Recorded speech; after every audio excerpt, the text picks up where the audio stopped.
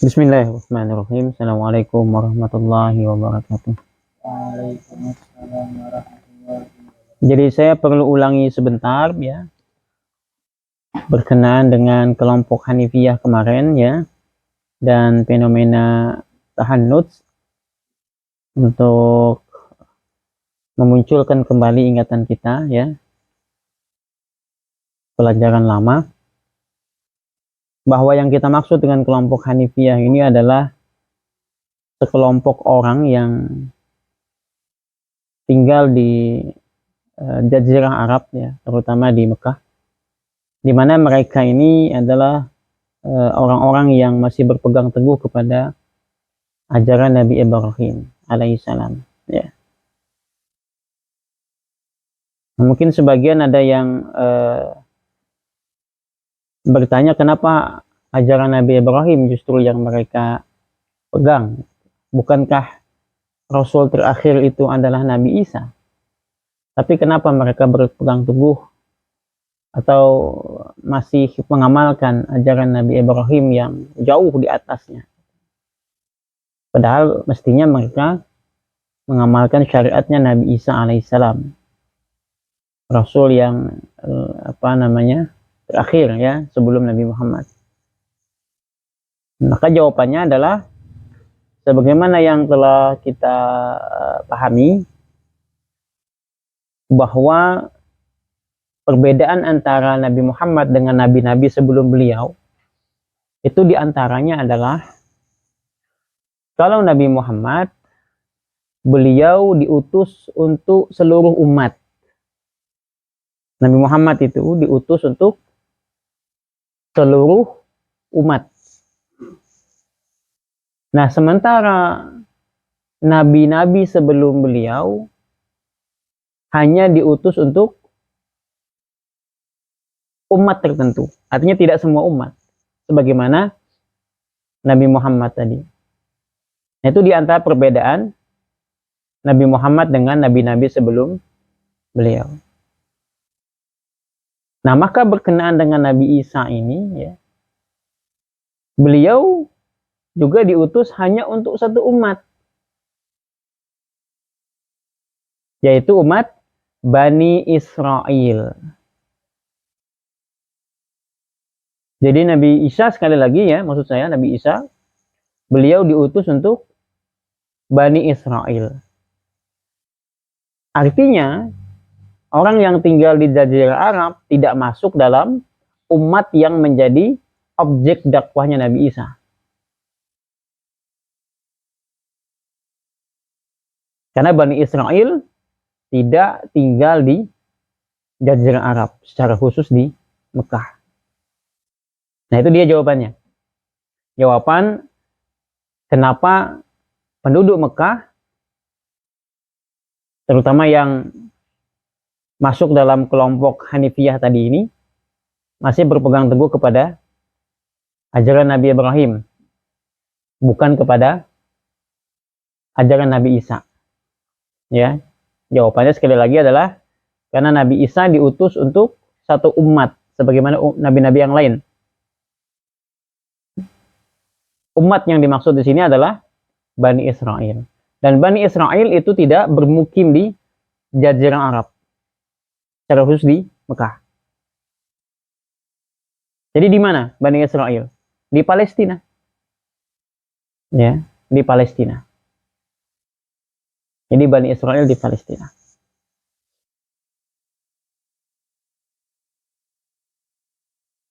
Baik.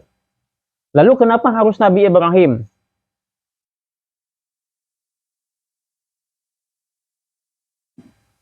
Kenapa enggak nabi-nabi yang lain? Kan di atas Nabi Isa kan banyak nabi-nabi yang lain kan? Ada Nabi Ismail, ada Nabi Sulaiman, ada Nabi Musa, ya kan? Kenapa Nabi Ibrahim? Kira-kira jawabannya apa?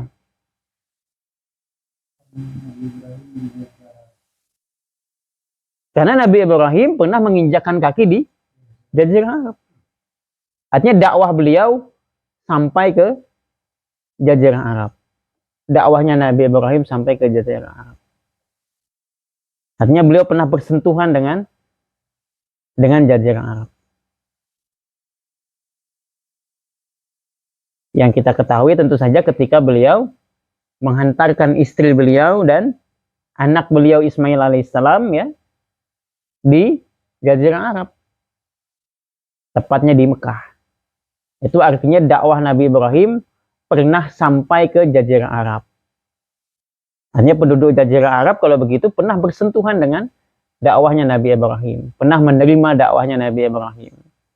Nah, karena mereka ya terutama generasi-generasi awal ya pernah menerima dakwah Nabi Ibrahim, maka dakwah itu berbekas sampai kepada keturunan-keturunan setelahnya. Sampai kepada kelompok Hanifiyah tadi. Gitu. Sementara nabi-nabi yang lain itu hampir tidak pernah bersentuhan dengan penduduk di Jazirah Arab. Jadi mereka tidak mengenal dakwah yang dibawa oleh nabi-nabi yang lain.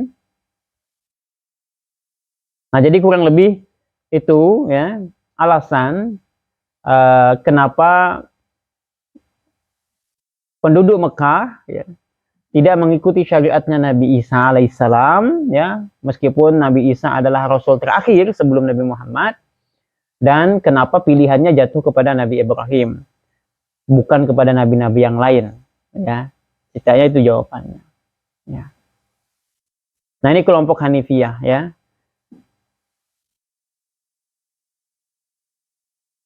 Yang berikutnya ya, yang juga mesti kita pahami bahwa meskipun mereka ini disebut kelompok Hanifiyah, bukan berarti mereka ini membentuk sebuah organisasi, perkumpulan, bukan.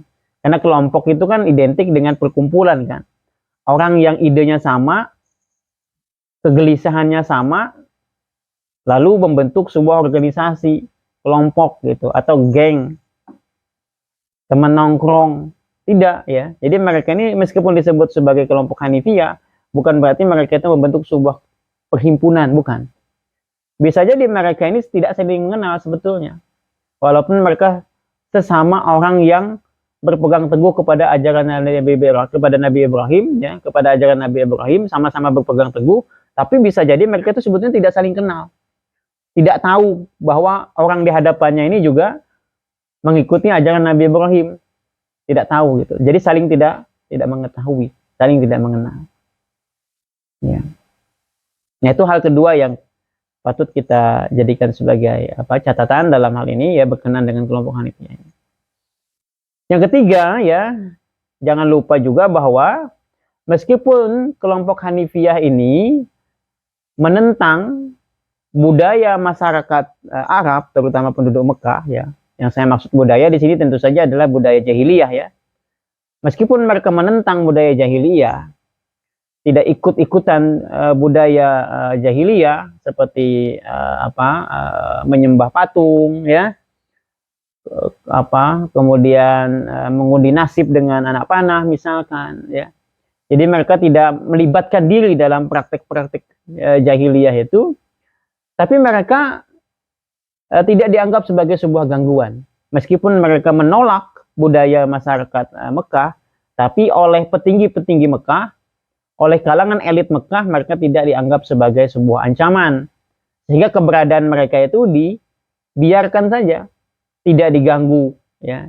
Mereka juga tidak diusir ya, tidak diasingkan, tidak dimusuhi, tidak dicurigai ya, apalagi sampai ditangkap, dijebloskan ke dalam penjara misalkan ya, karena dianggap telah menyelisihi kebiasaan masyarakat Mekah kebanyakan. Jadi mereka dibiarkan hidup dengan keyakinan mereka. Kelompok Hanifiyah tadi dibiarkan hidup dengan keyakinan mereka. Jadi poinnya adalah meskipun mereka menolak budaya jahiliyah, tapi mereka tidak dianggap sebagai sebuah ancaman oleh kaum elit Mekah. Alasannya tentu saja karena meskipun mereka menolak budaya jahiliyah yang dilakukan oleh mayoritas penduduk Mekah, tapi mereka tidak pernah menghujat. Itu satu. Yang kedua, mereka tidak pernah mengajak orang lain untuk sama seperti mereka. Artinya tidak ada rekrutmen dalam hal ini ya. Tidak ada rekrutmen untuk menjadikan orang lain masuk dalam kelompok Hanifiyah sebagaimana mereka. Artinya mereka tidak berdakwah. Kalau dalam Islam itu ada dakwah kan. Dakwah itu kan intinya mengajak orang lain supaya gabung sama kita kan. Gitu. Sebagaimana yang dilakukan oleh Nabi Muhammad. Jadi beliau dakwah mengajak orang untuk masuk ke dalam Islam. Jadi beliau punya pengikut akhirnya. Tambah banyak ya kan, ada punya jamaah begitu. Adapun kelompok Hanifiyah ini tidak. Jadi mereka, kalau kita meminjam istilah soleh ya, mereka tuh solehnya soleh sendirian gitu. Kalau kita ingin meminjam istilah itu ya, solehnya itu soleh sendirian, nggak ngajak orang-orang gitu, tidak mengajak orang lain. Gitu. Nah ini penting bagi kita nanti untuk memahami bahwa dalam Islam prinsip soleh sendirian ini tidak dibenarkan. Itu hanya ada dalam prinsip kelompok Hanifiyah. Kalau dalam kelompok Hanifiyah memang tidak ada dakwah. Tidak ada upaya untuk mengajak orang lain supaya masuk ke dalam kelompok mereka, mengikuti ajaran mereka. Ya. Tapi kalau dalam Islam, itu tidak ada prinsip semacam ini. Teori semacam ini tidak ada. Kalau dalam Islam teorinya adalah, kalau Anda beriman kepada Allah, maka di antara tanggung jawab Anda sebagai orang beriman adalah mengajak orang lain untuk beriman sama seperti Anda. Jadi ada dakwah kalau dalam Islam itu. Mengajak orang lain untuk jadi baik. Makanya dalam istilah kita sebetulnya menjadi soleh itu belum cukup. Harus naik pada tingkatan yang lebih tinggi, yaitu muslih. Apa itu muslih? Muslih itu soleh sekaligus mensolehkan orang lain. Itu namanya muslih. Soleh dan mensolehkan orang lain. Itu seorang muslim. Itulah dakwah. Di dalam Islam ada dakwah. Nah, jadi kita akan mendapatkan setidaknya gambaran kenapa kelompok Hanifiyah ini tidak dimusuhi dan tidak dianggap sebagai sebuah ancaman oleh kaum elit Mekah. Sementara nanti kalau kita bicara dakwah Rasulullah SAW, beliau dianggap sebuah ancaman sehingga harus dimusuhi, harus dibenci, harus diusir, bahkan kalau bisa harus dimusnahkan begitu. Alasannya karena Nabi mengajak orang lain, ya, untuk masuk ke dalam agama Islam. Dan kelompok Hanifiyah tidak melakukan ini. Itu satu, Nabi mengajak orang lain. Yang kedua, ya, dalam perspektif kaum elit Mekah, Nabi ini menghina Tuhan-Tuhan mereka. Nah, sementara kelompok Hanifiyah kan tidak pernah melakukan itu. Kelompok Hanifiyah tidak pernah itu. Meskipun mereka menolak menyembah berhala, tapi mereka tidak pernah mengatakan bahwa berhala ini tidak bisa mengabulkan doa, berhala ini tidak bisa mendatangkan manfaat, tidak bisa menolak mudarat. Artinya mereka tidak pernah mencela berhala. Meskipun mereka tidak ikut menyembah berhala, tapi mereka tidak mencela berhala. Artinya tidak menjatuhkan apa? Tidak menjatuhkan harga diri Tuhan-Tuhan orang Quraisy. Tidak mengkritisi Tuhan-Tuhan mereka. Nah, sementara dakwah Islam itu kan mengkritisi dengan mengatakan apa? Bahwa berhala-berhala ini tidak bisa mengabulkan doa, tidak bisa menjawab permohonan orang yang meminta kepada mereka, tidak bisa menolak mudarat, tidak bisa memberikan manfaat. Ini kan namanya mencela Tuhan dalam versinya penduduk Mekah. Jadi Nabi Muhammad itu dalam pandangan penduduk Mekah telah menghina Tuhan mereka. Nah, karena Nabi Muhammad dalam versi mereka telah menghina Tuhan, maka harus dimusnahkan karena telah berani menghina Tuhan. Nah, sementara kelompok Hanifiyah tadi kan tidak sampai seperti itu. Mereka diam saja. Meskipun mereka tidak menyembah berhala, tapi mereka diam saja. Itu dua hal ya. Dua hal kenapa kelompok Hanifiyah tidak dianggap sebuah ancaman, sementara Nabi Muhammad nanti kalau kita bicara ketika beliau sudah menjalankan misi dakwahnya, beliau dianggap sebuah ancaman. Alasannya setidaknya dua itu ya. Jadi saya ulangi lagi, yang pertama dalam Islam itu ada dakwah, dalam kelompok Hanifiyah tidak ada dakwah. Yang kedua, kelompok Hanifiyah tidak pernah mengkritisi Tuhan-Tuhan orang Quraisy, sementara dakwah Islam itu bersikap kritis. Makanya dalam konteks kekinian juga begitu. dalam konteks kekinian, selama kita tidak mengkritisi, katakanlah misalkan budaya-budaya yang mengandung nilai-nilai kesyirikan, maka kita aman. Kemudian kita juga tidak mengkritisi amal-amal kaum muslimin yang bercampur dengan kebid'ahan misalkan. Selama kita diam, kita aman. Tapi kalau kita bersuara, ya, dengan mengatakan misalkan bahwa peringatan Maulid Nabi bid'ah, berdoa di kuburan itu bid'ah, peringatan nuzulul Quran itu bid'ah, tahlilan itu bid'ah. Kalau kita bersuara, maka pasti kita akan dianggap sebagai sebuah ancaman. Pasti dimusuhi. Jadi kalau kita ingin aman, tidak dimusuhi, tidak dianggap sebagai sebuah ancaman, gampang saja. Diam. Tidak usah bicara, tidak usah mengkritisi. Tapi bukan itu yang diinginkan oleh Islam. Islam tidak menginginkan kita menjadi orang yang diam ketika melihat kemungkaran. Makanya Rasulullah Shallallahu Alaihi Wasallam itu mengingatkan, man ra'a minkum munkaran falyughayyirhu biyadihi, kata Rasulullah.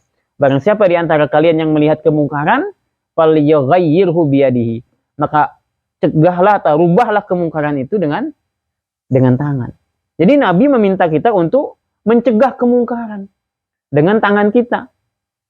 Jadi tidak diam, tapi dicegah kemungkaran itu. Jadi diam itu sebetulnya adalah sikap yang keliru. Ketika kita melihat kemungkaran kemudian diam, itu sikap yang keliru. Karena Nabi memerintahkan kita untuk merubahnya. Kalau tidak bisa dengan tangan, fabilisanihi, kata Rasulullah. Kalau kita tidak bisa merubah kemungkaran atau mencegah kemungkaran dengan tangan kita, maka cegahlah dengan lisan. Maksudnya dengan nasihat. Cegah dengan nasihat. Ceramah, kutum, itu dengan lisan. Ya. Bisa juga dengan tulisan, ya. Makanya dakwah lewat buku, lewat tulisan itu juga bagian dari upaya untuk mencegah kemungkaran ini. Ya termasuk apa yang kita tulis di media sosial. Apa yang kita tulis di media sosial itu juga sebetulnya adalah bagian dari dakwah ini. Makanya seorang muslim yang punya visi untuk mensolehkan orang lain, dia berhati-hati ketika menulis sesuatu di media sosial. Pastikan apa yang dia tulis itu adalah bagian dari upaya untuk mencegah kemungkaran tadi itu. Jadi tidak sembarangan nulis sesuatu di media sosial. Ya, harus punya nilai dakwah. Harus menjadi representasi dari semangat untuk mencegah kemungkaran. Itu seorang muslim yang punya misi untuk mensolehkan orang lain. Nah, kalau tidak bisa dengan lisan, kata Rasulullah, fa biqalbihi, maka cegahlah kemungkaran itu dengan hatinya. Maksudnya dengan hati apa? Mengingkari dalam hati. Wa huwa adhaful iman. Tapi mencegah kemungkaran dengan hati, cuman sekedar benci dalam hati saja tapi tidak bisa berbuat apa-apa, kata Rasulullah, adhaful iman. Itu adalah bentuk selemah-lemahnya iman. Nanti iman kita tuh lemah kalau kita cuman bisa diam saja, cuman sekedar benci dalam hati tapi tidak bisa berbuat apa-apa, tidak bisa ngasih nasihat, tidak bisa mencegah dengan tangan. Itu bentuk iman yang paling lemah, kata Nabi. Tapi itu masih mending. Setidaknya kita tidak suka dalam hati itu kan mending ketimbang kita tidak membenci sama sekali, malah justru ikut-ikutan dalam praktek kemungkaran itu. Sebagian besar masyarakat melakukan perbuatan syirik dengan beribadah di kuburan, misalkan berdoa kepada orang yang sedang meninggal dunia, percaya kepada jimat, datang kepada dukun, kita ikut juga dalam praktek itu. Jadi bukannya mencegah, justru kita ikut dalam praktek kesyirikan itu. Atau dalam praktek bid'ah juga begitu. Harusnya kita mencegah, justru kita ikut tenggelam dalam amal-amal yang bercampur dengan perbuatan bid'ah tadi itu. Jadi sekali lagi, Islam itu tidak mengenal teori Hanifiyah tadi ini. Dalam arti berdiam diri melihat kemungkaran itu tidak kenal teori itu dalam Islam. Ya. Tapi kalau kita memilih untuk aman, ya hidup saja seperti kelompok Hanifiyah tadi ini. Ya. Kita soleh sendirian, tidak perlu ada usaha untuk mensolehkan orang lain. Ketika orang lain melakukan kemungkaran, berbuat kesyirikan, berbuat bid'ah, kita diam saja. Tidak usah mengkritisi, tidak usah ngasih nasihat, yang penting kita baik, keluarga kita baik, kita masuk surga, bodo amat dengan orang lain. Nah, ini kelompok Hanifiyah namanya. Tapi sekali lagi yang perlu saya tegaskan, Islam tidak mengajarkan hal semacam itu kepada kita. Ya. Nah, itulah dakwah. Nah, menjelang kerasulan, ya, kurang lebih ketika Rasulullah berusia 38 tahun, ya.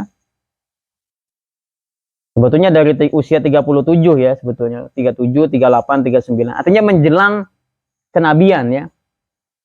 Apa yang dialami oleh Rasulullah menjelang kenabian, ya. Di tahun-tahun terakhir menjelang kenabian itu. Ya, tahun-tahun terakhir itu ya berarti sekitar 37, 38, ya 39 itu, ya. Apa yang dialami oleh Rasulullah di usia-usia itu, menjelang usia 40 tahun atau menjelang kenabian itu? Beliau mengalami yang namanya kegelisahan jiwa. Ya. Artinya di usia itu, beliau sudah merasakan kegelisahan yang begitu kuat melihat fenomena kesesatan yang dilakukan oleh masyarakat di Mekah pada saat itu. Nah, ini juga jadi pelajaran sebetulnya buat kita, ya. Bahwa kita sebagai seorang muslim, idealnya di usia-usia itu, menjelang usia 40 tahun, ya, itu mestinya kita sebagai seorang muslim juga merasakan kegelisahan yang sama di usia-usia itu. Di usia 37, 38, 39, ya, kita sebagai seorang muslim itu mestinya merasakan kegelisahan yang sama. Melihat begitu banyak penyimpangan yang dilakukan oleh kaum muslimin.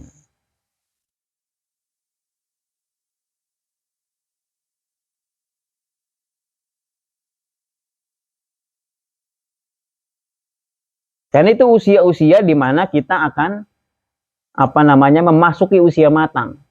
Jadi usia 40 itu sebetulnya adalah usia di mana seseorang mengalami yang namanya kematangan secara mental, ya.